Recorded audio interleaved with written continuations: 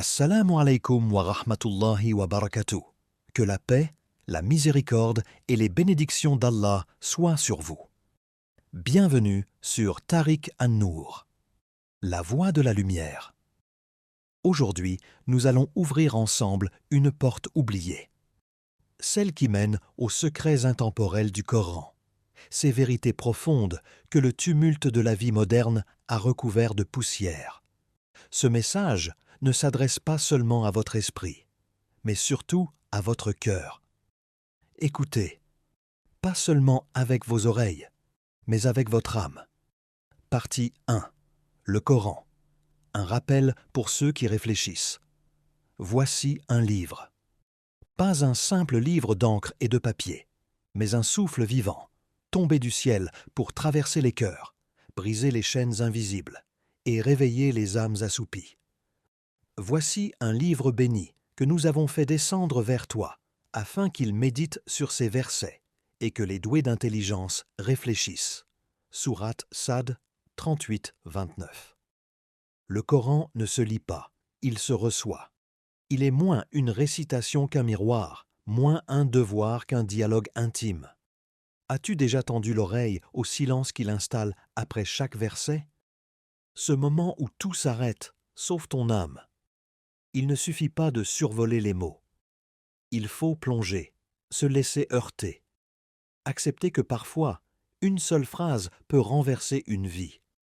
Et toi, quand as-tu senti ton cœur battre plus fort? Non pas pour un rêve, une douleur ou un amour humain, mais parce qu'un verset t'a rappelé qui tu es vraiment? Un jeune homme de Médine répétait chaque nuit, comme une ancre. C'est par le rappel d'Allah que les cœurs trouvent la paix. Sourate Ar-Ra'd 13-28. Et il disait: Je cherche la paix non dans le monde, mais en celui qui l'a créé. Partie 2. La sagesse perdue. Une lecture vivante et intérieure. Il y a ceux qui lisent le Coran et il y a ceux qui le laissent les lire. Le Coran ne raconte pas le passé, il révèle le présent. Chaque récit, chaque silence, chaque pause entre les mots est une clé intérieure, une voix chuchotée à l'âme. Mais pour l'entendre, il faut faire taire le bruit du monde, et parfois le bruit en soi.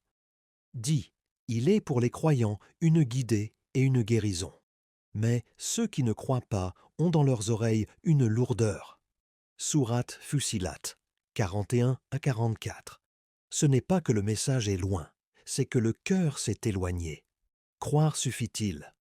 Ou faut-il encore goûter la foi, la laisser nous questionner?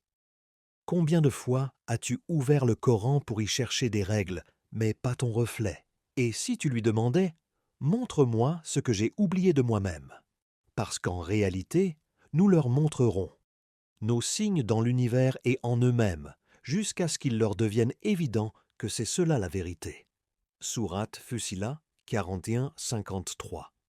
Il ne s'agit pas seulement de comprendre les versets, mais de te comprendre à travers eux. Partie 3. L'âme oublieuse, mais jamais oubliée. On croit parfois que l'oubli est une erreur, mais en réalité, c'est une érosion lente. L'âme ne s'éteint pas d'un coup, elle s'efface, doucement, chaque fois qu'on reporte, qu'on néglige, qu'on remplit le vide par du bruit. Ne sois pas comme ceux qui ont oublié Allah, alors il leur a fait oublier leurs propres âmes. Sourate Al-Hashr 59-19. Tu te demandes pourquoi tu te sens perdu. Mais comment se retrouver quand on a oublié celui qui nous a créés? Ce n'est pas ton cœur qui est dur, c'est qu'il est déconnecté. Et comme un instrument désaccordé, il ne peut plus vibrer au rythme de la parole. Qu'est-ce qui t'éloigne de cette voix qui ne crie jamais, mais qui appelle toujours? La routine, le confort, la fatigue de l'âme, ou peut-être l'illusion que tu as encore le temps? Un homme levait les mains chaque nuit. Ya Rabbi, pourquoi ne me parles-tu pas comme tu parlais aux prophètes? Et dans le silence sacré du sommeil, il reçut une réponse. J'ai déjà parlé. Ma parole est dans mon livre. C'est toi qui as cessé de m'écouter. Partie 4. redécouvrir la sagesse oubliée. Le Coran n'élève pas la voix. Il attend. Il n'impose rien. Il invite à tout. À la paix, à la lucidité, à la présence. Il ne s'impose jamais à celui dont le cœur est fermé. Mais pour celui qui a soif, même une seule ligne devient source, oasis, refuge. Ceci est un rappel pour celui qui a un cœur. Prête l'oreille attentivement tout en étant témoin. Sourate Kahf 50-37. Et si ce verset n'était pas une métaphore? Et s'il te parlait maintenant, là, pendant que tu écoutes, non pas à tes oreilles, mais à cette partie en toi qui ne s'est jamais totalement endormie? Tu ouvres le Coran, un soir d'incertitude, et soudain, les mots t'attendent déjà. Ils parlent de ta peur, de ton passé, de ta fatigue. Ce n'est pas une coïncidence. C'est une rencontre prévue depuis l'éternité. Et si la guérison n'était pas cachée, mais simplement non relue, et si le remède à ton chaos intérieur t'avait déjà été murmuré, mais dans un moment où tu ne l'entendais pas encore, l'éveil commence maintenant. Cher frère, chère sœur, ce n'est pas ton esprit qui a besoin de plus de preuves, c'est ton cœur qui a besoin de moins d'oubli. La sagesse du Coran est vivante. Elle ne dort pas, mais parfois, nous, oui. Ô vous qui avez cru, répondez à Allah et aux messagers lorsqu'ils vous appellent à ce qui vous donne la vie. Sourate Al-Anfal 8-24.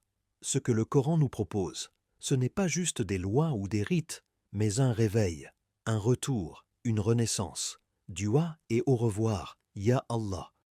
Redonne-nous l'amour de ton livre. Ravive dans nos cœurs la lumière de ces versets. Fais que chaque mot du Coran soit pour nous un rappel, et non une preuve contre nous au jour du jugement. Assalamu alaykum wa rahmatullahi wa barakatuh. Puisse la lumière d'Allah guider ton cœur, et que cette vidéo soit pour toi un pont vers la vérité, et non un simple contenu oublié.